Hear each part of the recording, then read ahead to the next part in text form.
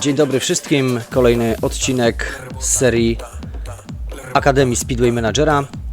Kilka ciekawych tematów, dzisiaj trochę o finansach, ale także trochę o rozwoju zawodników, a konkretnie o tym, co dają nam turnieje par czy IPS-y versus rozwój zawodnika. Ale zacznijmy od modułu finanse. Oczywiście przypominamy, że jest ten moduł dostępny w module klub, a mianowicie chodzi o taką kwestię jak kontrola wydatków. Oczywiście tutaj mamy informacje o tym, jak w bieżącym tygodniu wygląda sytuacja, jeśli chodzi o nasze przychody i nasze wydatki, więc warto sobie obserwować, czy generujemy dochód, zysk, czy generujemy stratę.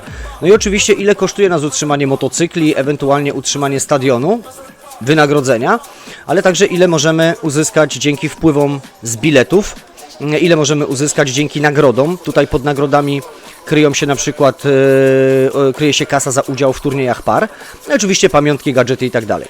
Warto sobie obserwować, jak wyglądały wydatki w ubiegłym tygodniu, tak, aby mieć porównanie, czy w tym tygodniu jest lepiej, czy w tym tygodniu jest gorzej. No i myślę, że ta tabela na dole, gdzie jest podsumowanie przychodów, naszych wpływów oraz wydatków z dnia dzisiejszego, z dnia wczorajszego, za poprzedni tydzień, to powinno Wam pomóc w planowaniu, no właśnie, transferów, rozbudowy stadionu i tak dalej.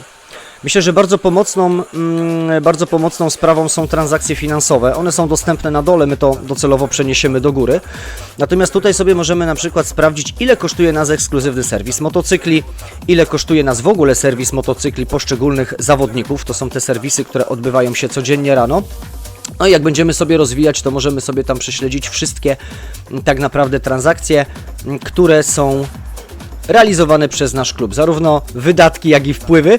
No szukam jakichś przychodów. O, są tutaj nagrody. Widzicie, zająłem pierwsze miejsce w mistrzostwach par, a więc zgarnąłem kasę. Podobnie tutaj, tak? Natomiast za sam udział jest 50 000, a więc to są pieniądze, które pokryją Wam na pewno koszty zawodnika, który weźmie udział w tych zawodach. Słuchajcie, jeszcze bardzo często pojawia się taki temat pod tytułem, co zrobić, kiedy na przykład chcę rozbudować stadion, czy zaciągnąć pożyczkę, czy wybudować go za gotówkę. Słuchajcie, co do zasady, ja pamiętam w swojej historii przeważnie rozbudowywałem stadion, że tak powiem, na kredyt, tak? Oczywiście możemy sobie tutaj w przewodniku, właśnie go otwarłem, zobaczyć, ile kosztuje rozbudowa stadionu, ile wyniesie wówczas koszt utrzymania tego stadionu.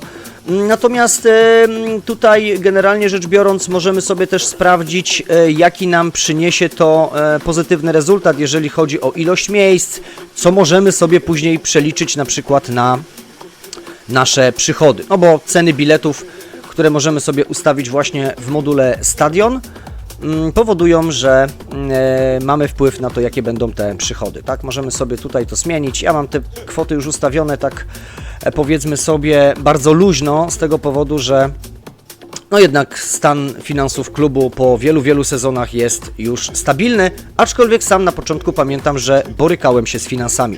Jeśli macie kłopoty albo zastanawiacie się, czy dobra to będzie inwestycja, rozbudowa stadionu, zakup jakiegoś zawodnika, to proszę pytajcie, myślę, że na czacie wiele osób Wam odpowie, podpowie, co można zrobić i w jaki sposób zadziałać. Ok, a więc to był pierwszy temat właśnie związany z modułem finansów, poniekąd powiązany z rozbudową stadionu. No i teraz słuchajcie, mamy jeszcze jeden temat, który chciałem dzisiaj poruszyć, a mianowicie mamy rozgrywki Supporter Grand Prix, czyli te zawody indywidualne, gdzie oczywiście tutaj możemy sobie sprawdzić ranking naszych zawodników, na którym znajdują się miejscu, generalnie kluby, tak, ale oczywiście również i zawodnicy. Pamiętajcie proszę, że najlepsza 16 bierze udział w wielkim finale Supporter Grand Prix, który odbędzie się w ostatni weekend który odbywa się w ogóle w ostatni weekend każdego sezonu. I teraz słuchajcie, co nam daje udział właśnie w tych zawodach i co nam jeszcze daje udział w turniejach par, no bo również mamy turnieje par, w których jeżdżą konta premium. W Supporter Grand Prix, jak sama nazwa wskazuje, oczywiście jeżdżą supporterzy, a więc patroni naszej gry. I teraz na przykładzie swoich zawodników chciałem Wam pokazać, co daje rozwój zawodnika poprzez udział w IPS-ach czy w turniejach par. Na pewno zawody IPS rozwijają technikę startu, prawda? No bo jest to turniej indywidualny, więc nie jedziemy parą.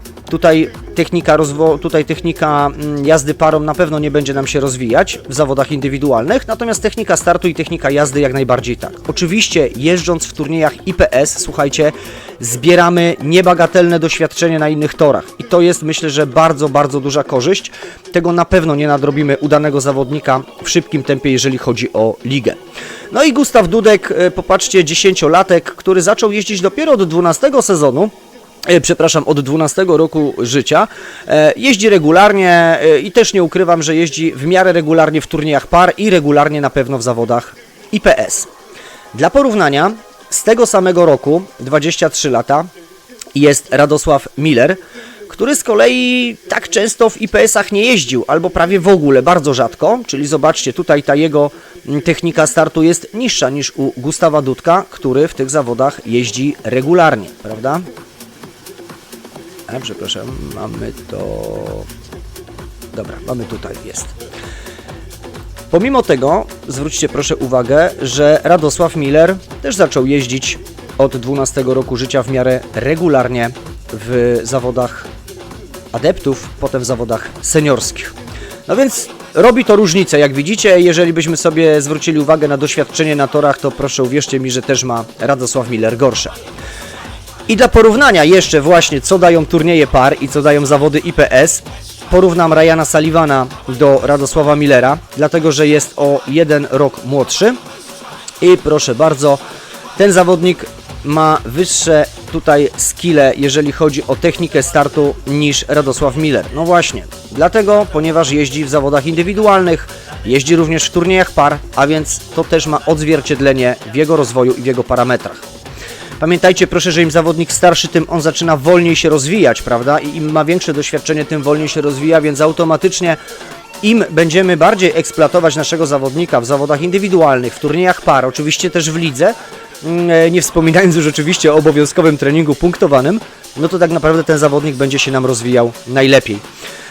Tu jeszcze dodam a propos Ryana Sullivana dla porównania do Radosława Millera, że Ryan Sullivan również rozpoczął jazdę nie od pierwszego sezonu w lidze adeptów, ale w momencie, kiedy miał 12 lat, zaczął jeździć regularnie. A więc ma bardzo duże znaczenie udział w zawodach indywidualnych, w zawodach IPS, ale także w zawodach, w zawodach z cyklu turnieje par. Oczywiście, jeżeli macie pytania co do rozwoju zawodnika, jak tego zawodnika najlepiej rozwinąć, oczywiście korzystajcie z podpowiedzi, korzystajcie z wiedzy doświadczonych menadżerów. To jest ważne, bo zauważcie, że większość menadżerów nowych, którzy fajnie się rozwijają, właśnie rozwijają się dzięki temu, że zadają dużo pytań, rozważają różne możliwości, kombinacje, sami też podejmują różne próby, które kończą się lepiej lub gorzej, ale dzięki temu mogą wyciągać wnioski. Dziękuję Wam za ten odcinek, życzę powodzenia, cześć!